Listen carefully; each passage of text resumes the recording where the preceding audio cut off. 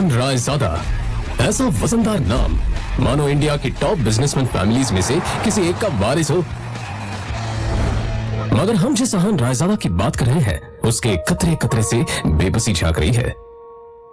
अहान एक करोड़पति business family का दामाद तो जरूर है, मगर उसकी हालत पर घर के नौकर भी कहते हैं, कुछ पैसे चाहिए तो बता देना, तुम्हारी गरीबी देखी नहीं जाती। कहने को तो अहान जैसी रिच फैमिली के दामाद सड़कों पर महंगी कार दौड़ाते थे, मगर अहान की लाइफ में 3 चीजें आम थी। पहली चीज बेइज्जती, दूसरी चीज बहुत बेइज्जती और तीसरी चीज बहुत से भी ऊपर वाली बेइज्जती। और हाँ, कभी कभी वो किसी रईस को जब अपनी बीवी को एक महंगे होटल में खाना खिलाते देखता था तो वो खुद से कहता था, एक दिन अपना भी टाइम आएगा जब मैं महंगे सूट में ऐसी किसी महंगे होटल में अपनी बीवी शनाया को दर्शन के साथ खाना खिलाऊंगा। जब वो मेरे सीने से लग के एक रोमांटिक डुएट में मेरे साथ रोमांटिक कैंडल लाइट डांस करेगी ना, तो वहां बैठे सारे रईसजादों के सीने पर सांप लौटेंगे।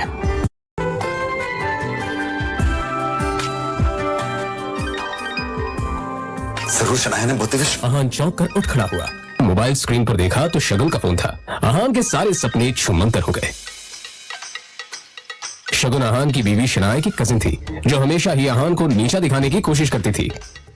मोबाइल की तरफ देखकर अहान ने बुरा सा मुंह बनाया और फिर कुछ सोचकर फोन उठा लिया। मेरे प्यारे जीजा जी, फोन नहीं उठाते आप? ये वो मैम। अच्छा वो सब छोड़िए, आप एक काम कीजिए, साहू ज्वेलर्स पे मेरा एक नेकलेस पड़ा है, मैंने ओनर को कॉल कर दिया है।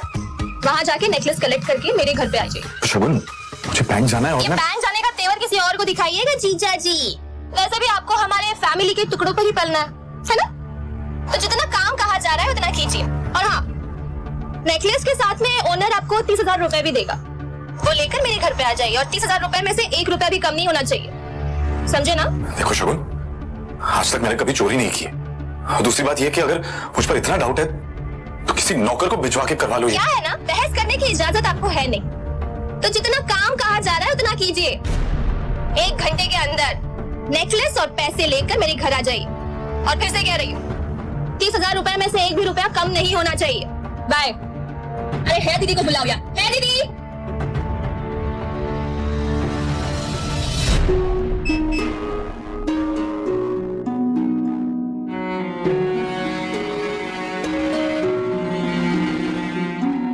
जल्द ही अहान फ्रेश होकर बाथरूम से बाहर आया और जल्दबाजी में अपनी अलमारी की तरफ बढ़ा, जिसमें 2 जोड़ी पुराने कपड़े रखे थे। उनमें से जो सबसे साफ कपड़ा था, अहान ने उसे पहनने के लिए चुना।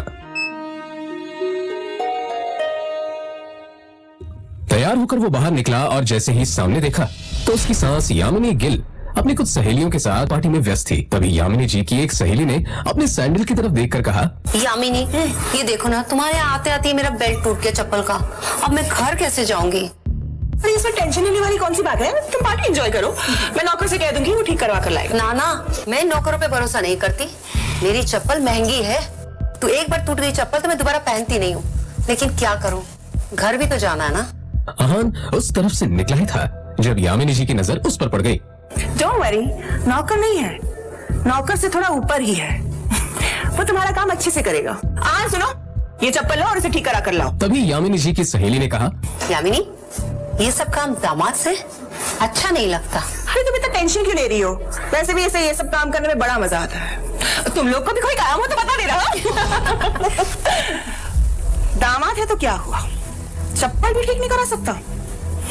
कुछ तो करे, वैसे भी कुछ करता धरता तो है नहीं। ये बातें सीधा अहान के दिल पर आकर लगी, मगर अब उसे ये सब हमेशा ही सुनने की आदत हो गई थी। उसे याद था कि आज उसका बर्थडे है, मगर ये सिर्फ उसे ही याद था, बाकी किसी को भी इससे कोई मतलब नहीं था। शगुन का काम करने जा रहा। बहस मत करो, जो काम दिया है वो करके आओ। दामाद है तो दामाद की तरह रहो, भिखारी कहीं का। पता नहीं शनाया की जिंदगी में ऐसा क्या लिखा था कि तुम जिस पति मिला उससे। और अब यामिनी जी की सहेली ने अहान को उसकी टूटी हुई सैंडल की स्ट्रैप दिखाकर कहा, ये वाली चप्पल ठीक करना है, महंगी दुकान में ठीक करवाना, समझ में आया?